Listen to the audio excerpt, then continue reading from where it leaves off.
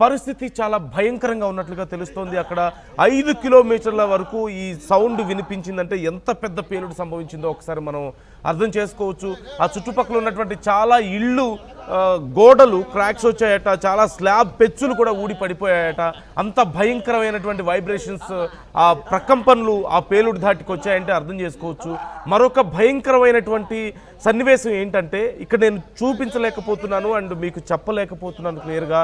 అక్కడికి చాలామంది ఆ చుట్టుపక్కల వాళ్ళ సౌండ్ విని చేరుకునేసరికి కొంతమంది మంటల్లో చిక్కుకొని కాలిపోతూ అటు ఇటు పరుగులు తీస్తూ కదలలేక కొంతమంది అలా చాలా భయంకరమైనటువంటి విజువల్ వాళ్ళు చూశారట.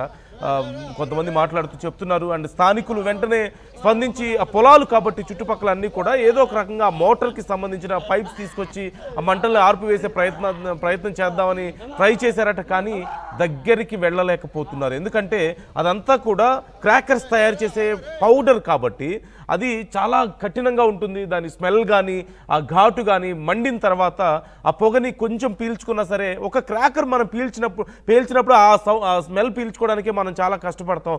అలాంటిది కొన్ని టన్నుల క్రాకర్ పౌడర్ ఒక్కసారిగా కాలిపోతే పేలిపోతే పరిస్థితి ఎంత భయంకరంగా ఉంటుందో మనం అర్థం చేసుకోవచ్చు. పరిగెత్తుతున్నారు స్థానికులందరూ కూడా, ఇంకా ఎక్కడ పేలుడు సంభవిస్తుందో అని.